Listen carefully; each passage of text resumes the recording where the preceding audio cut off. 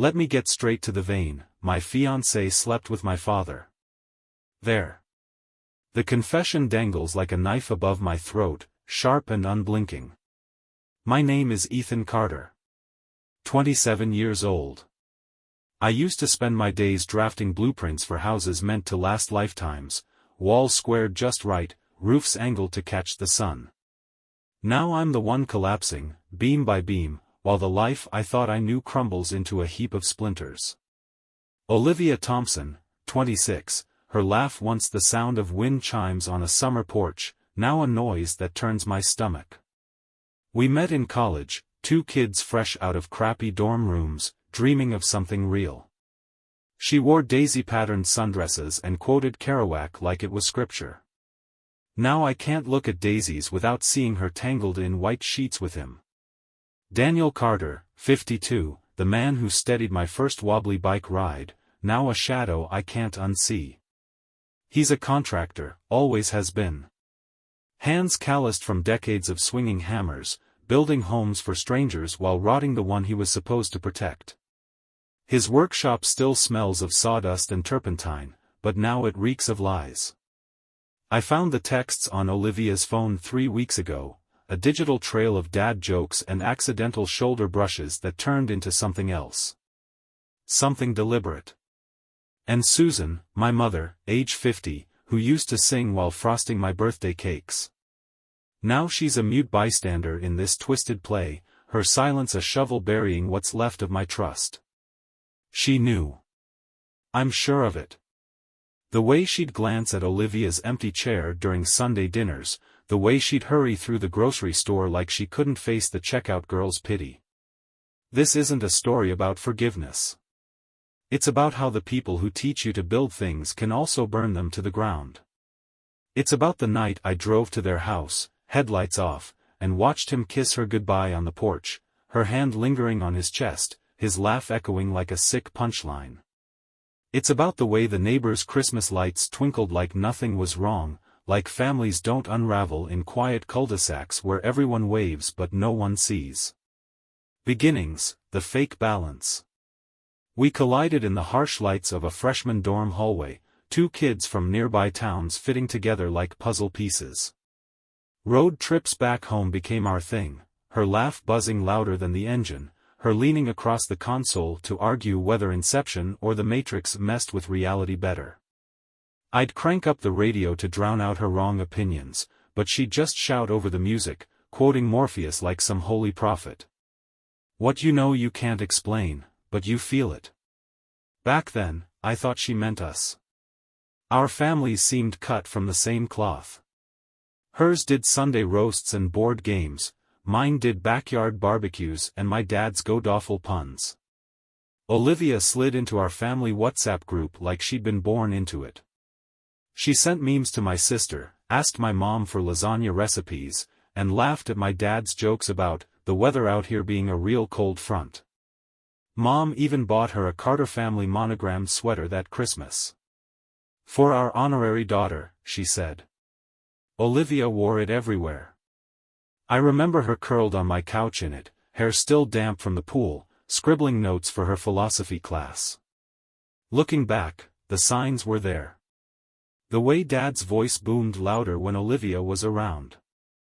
The way he'd accidentally brush her shoulder when handing her a plate. But I was too busy sketching our future, our names on a mailbox, a dog, a mortgage, to notice the cracks. How stupid that sounds now. Those drives were sacred. 3 hours from campus to her parents' place in Maple Grove, another hour to mine in Cedar Hills. We'd blast the Strokes and scream sing last night until our throats burned. Olivia always packed a cooler, neon orange cheese curls, gas station slushies, and those mini peanut butter cups she called road trip currency. She'd toss them at me when I took wrong turns, which was often. Ethan, the GPS said left, she'd groan, rolling her eyes like I was the punchline to a joke only she got. One night, caught in a rainstorm near Scranton, we pulled over at a diner called the Iron Skillet. The waitress called us lovebirds and refilled Olivia's coffee 3 times. While she doodled hearts in the steam on her mug, I sketched the diner's roofline on a napkin, a habit I'd had since childhood. "You're gonna be the next Frank Lloyd Wright," Olivia said, smudging the ink with her thumb. But hotter. She kissed me, and the guy at the counter fake coughed, "Get a room." We laughed like it was the funniest thing in the world. That was the same night she told me about her brother's overdose. Just dropped it, casual as commenting on the weather. He was 19, she said, stirring sugar into her fourth coffee. Painkillers, then heroin. Mom still keeps his room frozen in time, Xbox, band posters, everything. She didn't cry. Just traced the rim of her mug and said, "I guess that's why I like you. You're solid." I didn't know what to say. So I kissed her again. Mom's gift, the monogrammed sweater, became Olivia's uniform. She wore it to Thanksgiving, to my sister's soccer games, even to that stupid Halloween party where she dressed as a depressed barista, black leggings, an apron, and a coffee cup that said "I'm beautiful." Dad joked, "You're practically a Carter, might as well start paying rent." Olivia laughed and tossed a pillow at him. It landed in his lap, and he held it there, grinning, like it was a puppy or something. But it was the small moments that gnawed at me later. How Dad lingered in the kitchen when Olivia helped with dishes. How he'd forget his wallet so she'd have to chase him to the car, her hand brushing his arm as she handed it over. Mom called it harmless flirting. I called it weird. But Olivia would elbow me and say, "You're paranoid. He's just a dad." Then came the Christmas Eve when the sweater disappeared. Olivia claimed she left it at her apartment, but I found it in Dad's truck weeks later, tucked under the seat like a secret. My senior thesis was supposed to save me. A design for a community center with walls made of recycled glass, angled to catch sunlight like prisms. Olivia was my muse. She'd sit in the studio for hours, critiquing blueprints while I fiddled with scale models. "Too boxy," she'd say, poking a balsa wood beam. "Make it breathe." She brought me coffee at midnight, her fingers lingering on my shoulders as I sketched. Dad came to the final presentation. He whistled at my model and clapped me on the back. "Proud of you, son," he said. But later, at the bar, he ordered Olivia a vodka tonic and said, "You really lit a fire under his ass, huh?" She blushed. I ordered another beer and pretended not to see his hand on her knee under the table. The cracks widened senior year. Olivia started helping Dad with his contractor paperwork. "It's just invoices," she said, but she'd come home smelling of his cologne, Old Spice, the same stuff I used. When I asked, she laughed it off. He spilled it on me. "Relax." Then there was the night I came home early from a job interview. The house was quiet. I found Olivia's phone on the kitchen counter, screen lit with a text. "Dad, can't stop thinking about you." The next message was a photo. Her in my bed, wearing my Carter sweater. Red flags? They were there, disguised as quirks. Dad's harmless texts to Olivia, "Just checking on the wedding hashtag," or "Your mom mentioned Susan's birthday is coming up," felt like static in the background. Once, her phone lit up mid-shower, Daniel calling.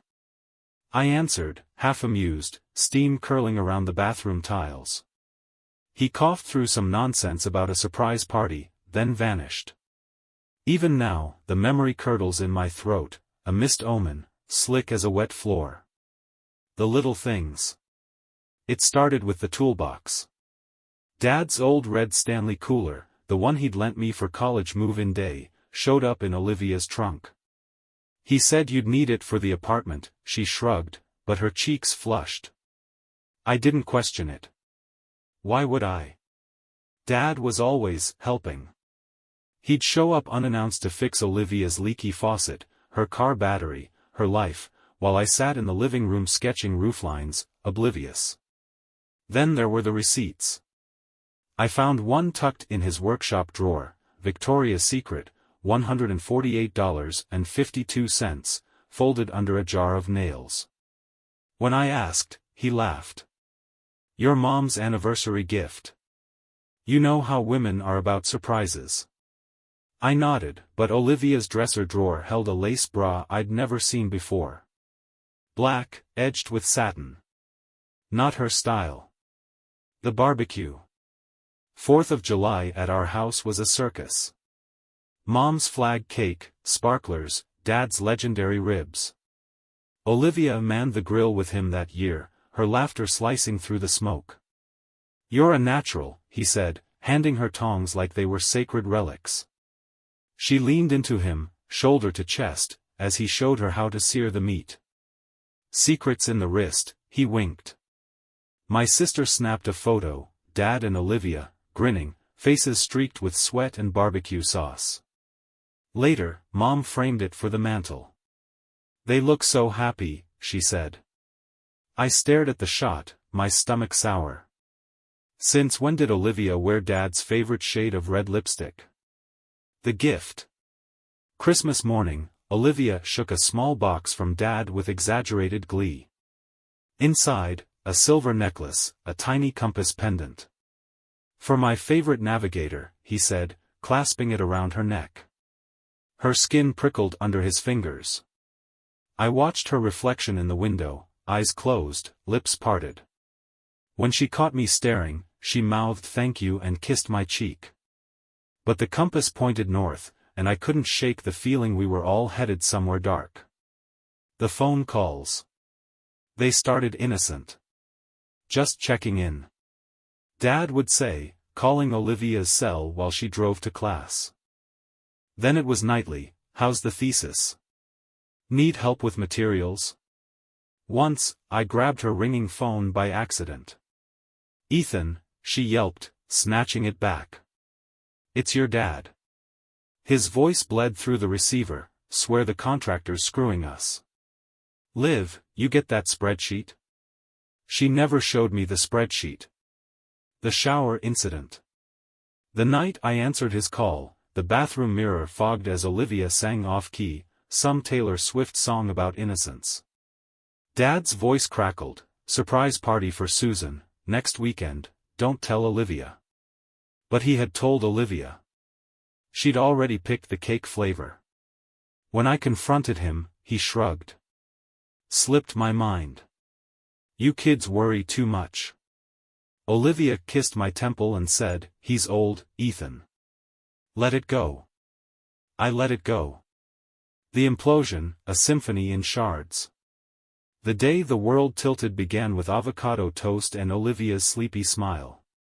She wore my old MIT hoodie, hair knotted in a messy bun, and hummed while scrubbing the skillet. "Big meeting today?" she asked, scraping burnt egg residue.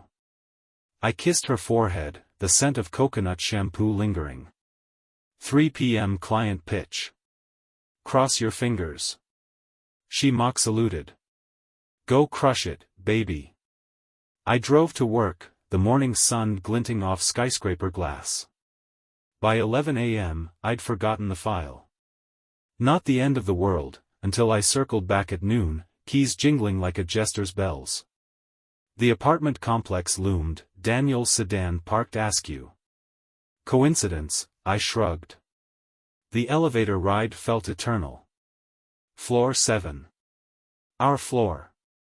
The door creaked open. Clothes littered the hall, Olivia's lace bra, Dad's striped socks. Moans seeped from the bedroom. My pulse flatlined. Time dilated. I stood there, a statue of disbelief, phone trembling as I filmed the wreckage. Clothes flew into the hall, her blouse, his pants. I flicked on the lights. Olivia screamed. Daniel, pale as a corpse, lunged for a towel. "Planning Susan's birthday?" I spat. He lunged at my phone, I swung. His jaw crunched like gravel underfoot. "Get out," I hissed, camera trained on Olivia's tear-streaked face. "Before I send this to your parents. Your coworkers. The gym." Daniel groaned, clutching his face. Oh, and Dad? You're dead. To me. To her. I nodded at Olivia. Call Susan. Now. The aftermath. The room spun. Olivia scrambled for her jeans, sobs hiccuping between words. Ethan, please. Save it. I backed toward the door, phone still recording. You've got 10 minutes. Then I'm texting Mom. Everything. Daniel spat blood onto the carpet. You're making a mistake, son. The word son hit like a bullet. I laughed, sharp and broken. Don't. Call me that. The elevator couldn't come fast enough. I stood in the parking lot, replaying the video. Olivia's voice, breathless and pleading, it just happened, Dad's grunts. The creak of bed springs. My vision blurred. The text. Me, check your email. Now. I sent the video to both of them. No caption. Just the footage, raw and unedited. Susan's reply came first. Susan, Ethan, what is this? Me, ask him. Dad's text popped up. Daniel, we can explain. Silence. Then Olivia. Olivia, I'm so sorry. It was a mistake. I drove aimlessly, the city blurring into a watercolor of rage. Past the diner where we'd laughed in the rain. Past Dad's workshop, its windows dark. I ended up at the community center, my thesis project, now half-built. The glass walls reflected the sky, fractured and cold. A security guard eyed me. You okay, man? Never better, I lied. That night, Susan called. Her voice cracked like thin ice. Your father, he's been seeing her for months. Since Christmas. Months? I choked. You knew? I suspected. The texts, the late nights, but I didn't want to believe it. She sobbed. I'm so sorry, Ethan. Sorry doesn't fix this. I know. The fallout. Olivia moved out by dawn. I watched from the window as she loaded boxes into her car, photos, the monogrammed sweater, that damn compass necklace. She didn't look up. Dad stayed gone. Mom filed for divorce. The neighborhood gossiped, their pity smothering. I quit my job, sublet the apartment, and rented a studio downtown. Now, I walk past couples holding hands, laughing over coffee, and think, how?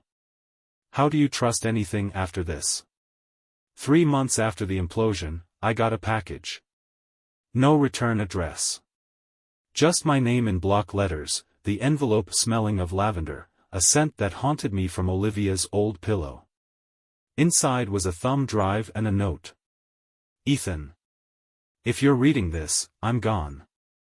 Not dead, just done. Play the video. Live. I almost threw it away.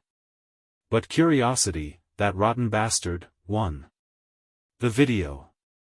The footage was grainy, timestamped 6 months before the affair.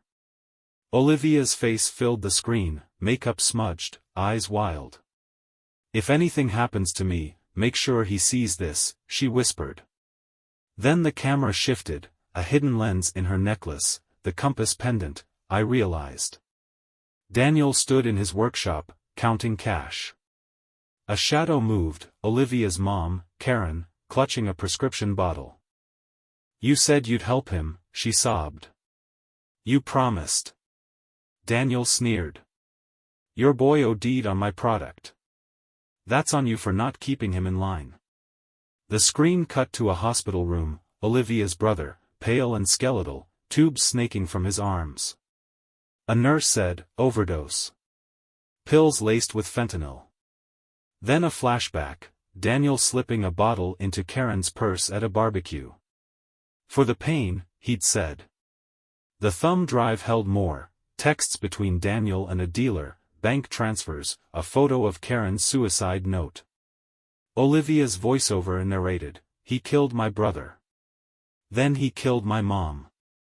I couldn't prove it, until I became his weakness. The affair wasn't passion. It was a trap. She'd seduced him to gather evidence, texts, photos, the works.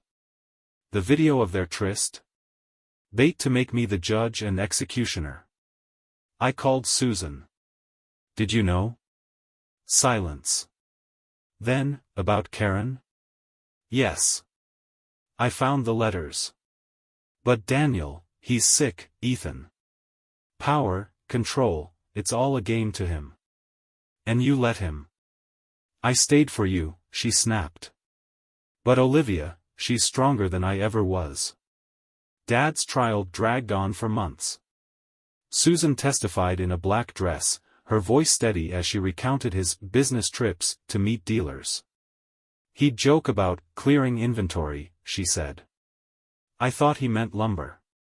The prosecutor played Olivia's video. Dad's lawyer called it fabricated, but the jury watched in silence as Karen's suicide note flashed on screen. "He got our boy hooked. Then he left him to die." Reporters camped outside the courthouse. One asked me, "How does it feel, knowing your father's a murderer?" I walked away. The ghost. I kept seeing her. At the grocery store, a woman in a daisy sundress would glance at me from the cereal aisle. At the gym, someone with Olivia's laugh would turn, but it was never her. Once, I swore I saw her in the reflection of the community center's glass walls, holding a compass. Mom said I was losing it. "She's gone, Ethan. Let her go." But the post-it on my mailbox said otherwise. North is overrated. The compass pendant sat beside it, its needle spinning wildly. I finally visited Karen's grave. The headstone read, "Beloved Mother." Fresh flowers lay at the base, a daisy chain. "Why'd you leave the drive for me?" I asked the air. A voice behind me, "Because you were the only one he loved more than himself." I turned. Olivia stood there, sunglasses hiding her eyes. "You used me," I said. She nodded. "And you used me too. We're even." We met twice more, secret, tense encounters. She refused to stay. "I can't be your happy ending," she said. "But I'm glad you're free." Dad got 25 years. Susan moved to Arizona. The neighbors still whisper, but their pity feels smaller now. I rebuilt the community center. Glass walls, open spaces, no secrets. On opening day, a woman in a sundress slipped into the crowd. When the mayor asked who she was, I smiled. Just someone passing through.